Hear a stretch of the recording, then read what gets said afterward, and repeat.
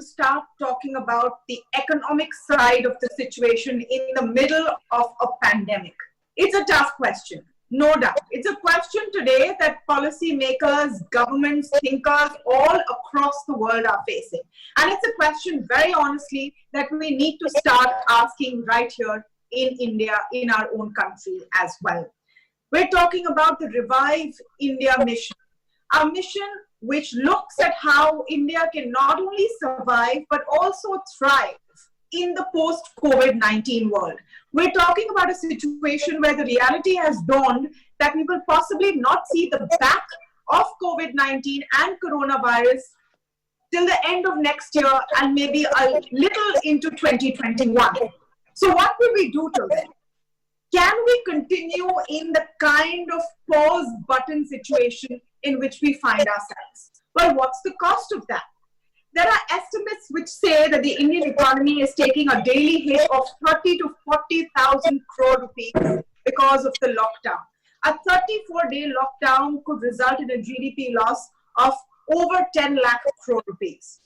Meanwhile, let's look at the human cost. Jobs disappearing, migrant workers not knowing what their situation is and in some cases what their next meal will come from. You have business owners who have seen their entire work just disappearing and evaporating. You have industry that doesn't know what to do next. And here you also have huge opportunities of foreign investment which seem to really go away. What can we do? What can we do to ensure that post the 3rd of May, we have a stronger, clearer action plan? To speak on this, I'm joined today by Niranjan Hiranandani, who's of course also president of ASSOCHAM, Mayank Shah joining us on the show today, our very own consulting editor, Mythili Bhusnurmath. Welcome to all of you and thank you for speaking with us today. Let me go across first to Mayank. Mr. Shah, I'm coming to you first because, you are in a business where you need to manufacture. And it is also a food supply. Yeah. What has been the experience so far? And what do you say to the question of reviving India right now as being the topmost priority? Well, so I'll put it this way, that, there has been an impact, to be very honest, of the lockdown. It's not that, food, despite of being essential and despite of being exempted, is affected because of the policies. So one of them being, not using more than 50% of the labor on your plant, and which is fine. I mean, we understand that. I mean, that is the need of the time. So there has been impact, but I would say that, thankfully, very fortunately, we are not as impacted as some other industries and some other sectors. So, for example, if you ask me, food and staples are the ones who have relatively been less impacted compared to, let's say, some other sectors which are, let's say, either luxury goods or white goods or, aviation, tourism and those kind of, which are very severely affected, aviation and tourism and those kind of. So that way, we are better off. Having said that, I think, we as a country have taken a stance in terms of, putting lives over economy. And, to my mind, I believe that while that was right, I think, we need to stick to it. I mean, I'm seeing, a lot of sections, a lot of quarters now talking about, opening up and that we need to, open up immediately. There has been an impact on economy. I completely agree with that. I'm not saying no to that. But, it shouldn't happen that in that rush to open up, we try and undo whatever we have done. We have fairly well managed the situation till date, and let's not try to undo it. I mean, then we would neither reap the benefit of what we have done or we have, achieved till date, nor we will try and, I mean, see, anyways, we have lost 1 month of the year, this financial year. Okay. Most industries have lost it, and it would be difficult going forward, to make up for this 1 month in the balance 11 months. So having said that, now that's something done. Let's at least try and encash or, try and build on what good work that we have done in this first month in terms of, ensuring that, we have not really allowed the situation to go out of control. Mr. Shah, let me tell you and our viewers over here as a complete caveat, not for a moment are we saying open up a restaurant in the middle of a hotspot like Mumbai. Yeah. We're not saying that. Or let's pack the next cinema hall with the latest release in the middle of Thane or Delhi. We're not saying that. What we're saying is that where is the plan to start where we can? We know that there are about 350 odd districts which are green zones in the country. Let me bring in Niranjan Hiranandani here on this point. There are green zones in the country. The problem right now is everything is interconnected. So it's going to be very difficult for anyone to start business, start production lines if any of their supplies come through other zones, red or orange. Isn't that the main issue, Mr. Hiranandani? Tamanna, you're absolutely right. And the first and foremost, we have to congratulate the Prime Minister and the country for leading the position on the lockdown in a very strong way in order to save lives. Having said this, I think Jaan se abhi jahan. And I think unless we don't look at livelihood in a very strong and quick way, we are going to jump from frying pan to a fire. Because if the economics is not taken care of, I think the 1.9% growth is a fallacy. I'm looking at a -2 to 3% growth if this is not opened out quickly. So I think it's extremely important to do. Number two, there is so much unemployment which is going to take place or is already taken place that it's really going to be extremely difficult to get these people back into the jobs. So I think the earlier that we are able to kickstart, taking hot zones and difficult areas into consideration, of course we need to do it. But I think the decision making to start the work in many areas, especially at the local level, is absolutely hesitant. I find that even though the government in the center may give the permission, at the local level, decision making is too slow to start back the work. And the kind of conditions and things which are being put, which are sometimes unreasonable, which are reasonable conditions, we think we should put it, and I'm fully for it. But I'm finding that people are finding it difficult to start the wheels of work and economy back into track.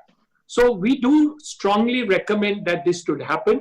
Yes, the first directions have received from the Home Ministry in order to partially open that, and I'm hopeful that by the second, we should be able to start a lot of the sectors in the economy while keeping Mayank's thought in mind that we need to take due care in order to see that the spread doesn't take place, especially in the hot area. What has been the experience so far, Mr. Hiranandani? You and I spoke a little after 20th of April when real estate, for example, was allowed to function if workers were on site and in green zones and rural areas, etc. What has been the experience? Have you been able to ramp up work considerably? No, in fact, all the permissions which were being processed were stopped, and really none of the works have started at all. In fact, only now they are going to allow such things to happen, and that too in a limited sort of way, at least in most of the areas that we know. So we do see still construction, which actually occupies 15% of the workforce of India today in both in real estate and in regular construction, out of jobs. If we can get these people back onto the workforce, I think it would be extremely important. It's the second largest employer in India after agriculture. And I do believe otherwise there's going to be a huge amount of disruption which we will not be able to cater for. So yes, they have started. I have one follow-up question, and this is a question that it's not really valid for Mr. Shah, but it is for Mr. Hiranandani. Because Parle biscuits people will eat, lockdown or no lockdown. Who's going to buy houses and flats or commercial real estate if people are going to start working from home? Believe you me, working from home, people want bigger flats. So previously when two people were working in the house, now both the husband and wife remain in the house, they are unable to work from one room. So actually the demand for residential housing has actually grown due to the lockdown period. It's the reverse from what you are thinking. So while commercial real estate space may now become diluted by virtue of the fact that you don't need to go to your office like you are doing something from your house today. You will not need an office. You can do the work from your own residence. So similarly, you need bigger residential premises, or at least one, if not two extra rooms where you can work from your residence. So I'm not so worried about the demand for housing in the long run. Yes, what I'm worried about is we need a demand push stimulus, which has not happened. We have been asking through ASSOCHAM that at least there should be a 50% cut in GST for the next 3 months in order to kickstart this demand, not only for houses, automobiles, mobiles, going for hotels and tourism. I think 3 months, if it is given a short period, it will give a kickstart to the entire economy. And I think that would be imperative to be a part of the stimulus package, which we hope will be announced soon. Let me get Mythili in. Mr. Hiranandani is optimistic, Mythili, that people will want bigger houses. My question is, how will they pay for them? We've already seen the job losses, the pay cuts, depressed incomes, which will lead to depressed demand. Oh, absolutely. I'm not sure I share Mr. Hiranandani's optimism. In fact, I'm more likely to be eating Parle biscuits, because Parle biscuits are something that most people in the country can still perhaps afford. Even if you lose a job, you could still afford a packet of Parle biscuits. But larger housing, most certainly not for a long, long time. But it is a very difficult call, Tamanna, for any person in authority, for the Prime Minister, for anybody in authority. It is a very tough call, because we're living in a world of unknown unknowns. So the fact is that even though you know you need to open up, how do you go about opening up? Because the fact is that many of the hotspots are in areas that are very close to industrial areas. So whether looking at Thane, Pune, Mumbai, Indore, these are the areas where you have a lot of industrial activity as well. So you have to be very careful that how do you manage to open up and allow industry, which industries you allow. And I think most important is that government should have clarity in its guidelines, should not have this kind of flip-flop that we've seen, because that really disconcerts everybody. And we must also remember that a lot of the migrant labor now, when you open up, will want to go back to their villages. So you will have a problem both of labor as well as capital. Because yes, as Mr. Hiranandani said, there is a lot of liquidity, but banks are not willing to lend because they're so risk averse. So you will have neither liquidity, you will not have capital, nor will you have labor, because all the migrant labor will go back at least for a few days. So it is a very, very tough call. I think we'll have to feel our way and cross the stream by stepping on the stones, by feeling for the stones. No, so we're at the stream, Mythili. The reason that we're asking this question is because we're at the stream. We have to start looking for the stones. We're in a situation where the worst hit 15 districts in the country are also perhaps some of the largest consuming ones, because they're in urban areas. They're in in and around your metros. But the rest may be pretty okay. How do we find a way where the safer zones, the green zones, maybe the less populated zones, start, producing and manufacturing to feed demand, which we need to tap, of people sitting stuck inside in your red zones? Is that addressed to me, Tamanna? Yes, Mythili. Yeah, it's going to be very, very difficult, as I said, because our supply chains are so interlinked. So even if you allow activity in the areas that are green today, you have to think in terms of public transport. How are you going to get the workers to the place? How are you going to get the supply chains working? Because a lot of the inputs might be coming from some other areas. So which is why I think government will have to take one step forward, maybe two steps forward, one step backwards. It's going to be exceedingly difficult. It'll have to be trial and error, which is why I think one will have to accept that economic growth this year is going to be perhaps, as Mr. Hiranandani said, possibly even negative. But that is something that the entire world is living with. We cannot be different. So I think it'll have to be trial and error, and very cautiously. You cannot really open up in a big bang way. And I think one will have to live with the fact that yes, this disease is going to stay. Yes, ultimately we will aspire for herd immunity. But until we achieve that herd immunity level, what can we do to minimize loss of life while also minimizing the loss of economic welfare and economic growth? Tough call. We'll have to go purely by trial and error. Open up those areas. There, Mr. Hiranandani is lucky because construction is one area where you possibly can recommence, simply because there will not be that much of crowd on the roads and construction sites. But there again, you have a tough call, because most of the labor that comes is migrant labor. It's very difficult to enforce social distancing. Will they wear masks? And government will also be very clear what is the responsibility of the employer, the promotee, and the promoter. So these are the issues which government must be very clear and not, as I said, do flip-flop. At the same time, the fiscal stimulus that we've all been waiting for, that must come. Unless that comes, I'm afraid today they won't buy houses, and if it continues, maybe not even Parle G biscuits tomorrow. Yes, Mayank. I would just like to add to it. Parle G biscuits has said no. We have to find a yes, Mayank. Please come in. No. So, I would rather, like to further that point. I think the immediate problem ahead of the industry, or the immediate challenge that is ahead of the industry, and that was partially touched up, by both Mr. Hiranandani as well as Mythili, a big problem is of the migrant labor. They moved back. Now, in a scenario where we open up and we facilitate that they should come back, there is going to be, some resistance. It's not that, you open up and they would at the first instance come back and start working. That's not going to happen, one. Secondly, there is also a fear.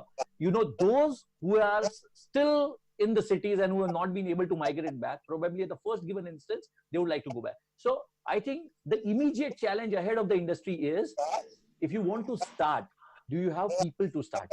Okay. So while, we have been fortunate being in food, and government that way, I mean, considering, food being essential, have given us that, exemption where we can continue production, and we can do that with, 50% of our labor.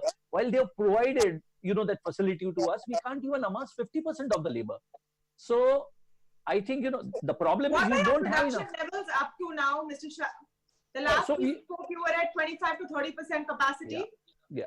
So we are up today to 50-55% of the capacity, but the thing is that demand has gone up. So, if I talk about biscuits, and I'm sure, all of you resonated to the thought of having biscuits, and you said that, the consumption has gone. In fact, when you are staying at home, the consumption typically goes up. Okay. Yes. Add to it a little bit of hoarding mentality also. If you go out, normally don't get biscuits. If you see biscuits on the shelves, you'll try and buy a little more. So what is happening as a result of that? We are seeing a jump in demand. So while there is a jump in demand, let's say if I'm, selling 100 units, today there is a demand of almost about 150 to 170. But the supply is only about 50-55. So, there is huge demand supply gap. And while we would love to, fulfill or service that demand supply gap, the issue with us is there's no labor available. And, I want to bring in another angle over here. The fact is that post 3rd May, in the foreseeable future, life has changed for all of us for some time now, maybe in some ways permanently.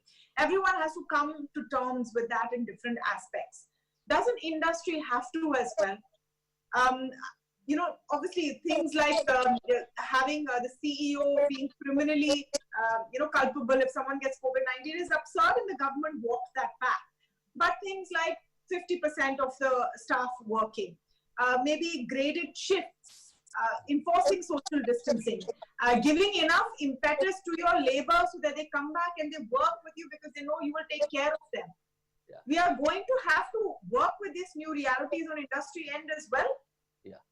Yeah, let Mayank come in, and then Mr. Hiranandani, yes? Yeah, so, I mean, that's a very good point that, why industries are doing their level best. So, we are going all out to ensure that the labor who works with us directly, indirectly, as well as the people on the field who are exposed to the risk of contracting the virus are insured. They are insured, and we have done that. We are taking care of all those things. But I think, there is a little bit of initiative required from government side also to ensure some kind of assurance to them that, if they are coming back, I think, they should not really worry about their lives, and there should be enough, that should be done for them.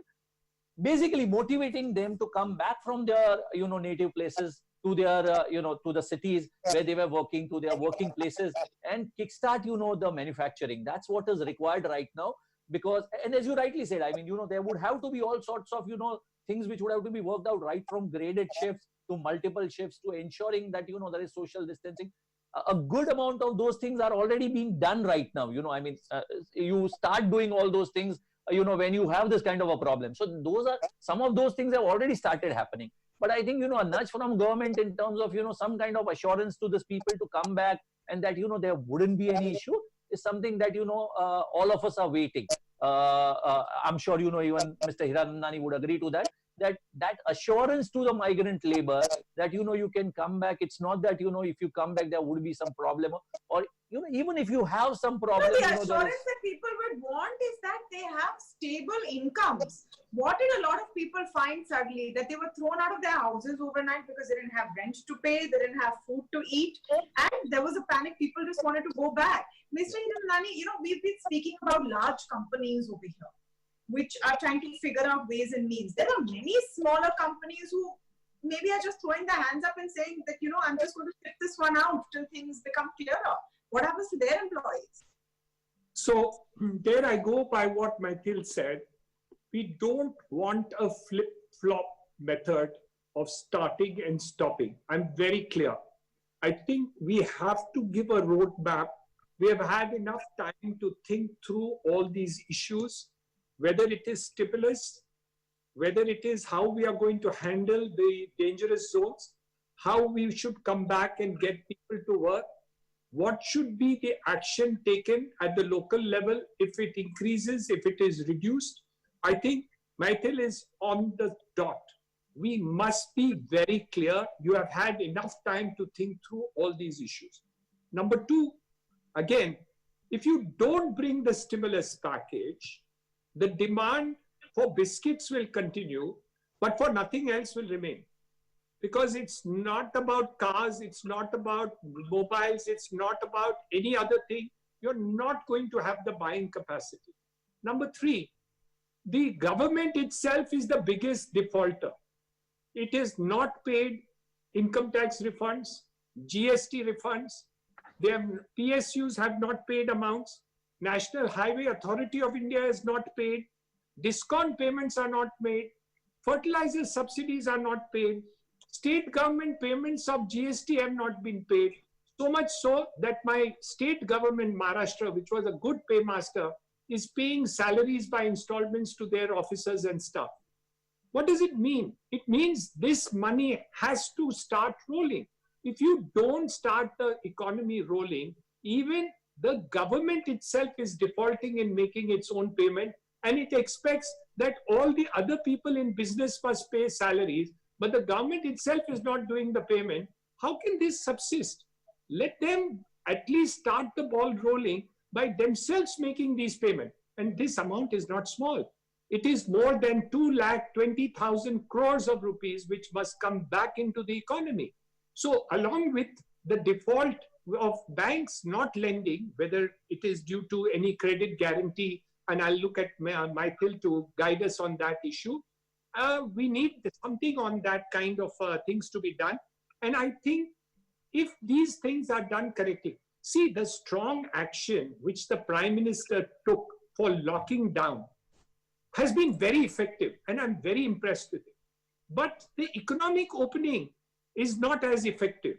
So the government must admit that you need to do the second part of it as effectively as they have done the first part, which is lockdown for the purposes of spreading of this disease, the opening up with all the stimulus package, opening up of the whole thing must be done with the same fervor as Mythili has just told, no flip-flops in the methodology of doing it. I'm very clear in that. And if they take a strong decision the same way that they have done for the lockdown, I promise you, 6 months from today, people will buy the houses in spite of what Mythili is telling today. Okay, so the question is, can you take a one-size-fits-all approach right now? Mythili, it's different states, within the states, it's different districts. You're going to have to play this by ear. We've seen other countries where they've opened up, then realized numbers have jumped, they've locked down again. So we need that flexibility of thought and that, swiftness of action. Oh, well, absolutely. I think it is very important to give this kind of flexibility to state governments, and within the state government to give that further flexibility at the local self-government level. And this is why we'll prove the difference in terms of success or not success.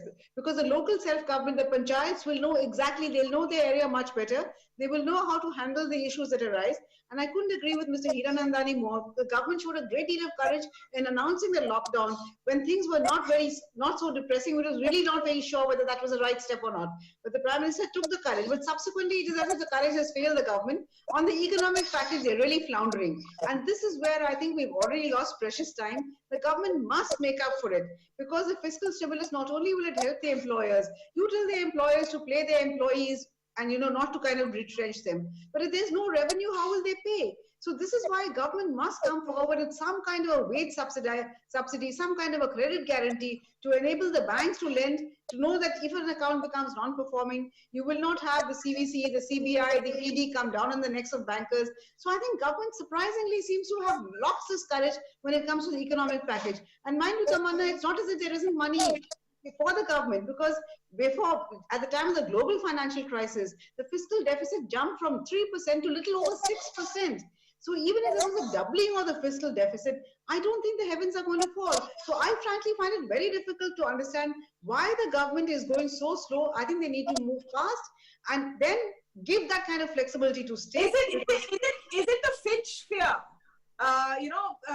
In a sense, Fitch ratings today saying, that India's ratings will be affected and impacted if the fiscal outlook turns negative. Is it a fear of rating agencies or how the world will view us? When very soon we are going to have a situation where worldwide capital will start looking for a home. No, well, absolutely, because it's not just India whose ratings will come down. All over the world, there's not a single country which will be able to retain the rating that they had pre-COVID. So I don't think we should get scared of rating agencies, because money will come because we have the markets. Where will people sell their ACs, their cars, their fridges, etc.? Not in the Western world, where the markets are already saturated and the economy is going to take a much bigger hit perhaps. So ultimately, I don't think we should be scared of rating agencies. Ratings, in fact, have not really held back foreign investment. People will come if the underlying ease of doing business is good, if there is demand. And this is where government must step forward and spend. I think this is what we're waiting for. I hope before the lockdown is lifted, because it must be lifted in a graded fashion from Monday, the government will come forth and make up for its past losses. Oh, let's see what happens next week. Before we round up, Mayank, what do you hope happening before next week in terms of clarity? In terms of clarity for you as someone who runs a business, what would you like to hear very clearly on what steps will be taken next? Yeah. So, as an industry, we will expect government to, assure us on how they are looking at, opening up. In terms of if they are talking about, opening it up in a graded fashion, what are the policies? So initially we had a little bit of trouble when the lockdown was imposed, because there was, so while there is a decision that's taken at the center, if you talk about the execution is done by the state governments and the local government and local bodies, I think it's not flowing down. While a decision was taken that there would be a lockdown, there was no clarity down the line on what are the sectors which would be exempted. So there has to be a clear way forward on how they are looking at lifting up. Secondly, as I said, things are so coupled here, as in if you're talking about migrant laborers, they might have gone back. How do you want to bring them back? What are the policies that government would have to ensure that there is no fear among those migrant laborers to come back to their workplaces? That's another thing that we would like government to probably let us know. And thirdly, and probably more importantly, I mean, what is it that government is looking at doing in terms of some kind of stimulus, so that there is demand that's or there is demand generation that happens. Yeah. So priming of economy, as we say. So those are certain things that we would be looking forward before the lockdown is lifted. Mr. Hiranandani, you could quickly wrap up. We've had a great discussion here, but what are the specific things that you would like to see coming out with full clarity before the 3rd of May and before we know what the next couple of weeks are looking like? Number one, stages of opening up in each of the segments, except the very hot spots within the cities, which we are talking about.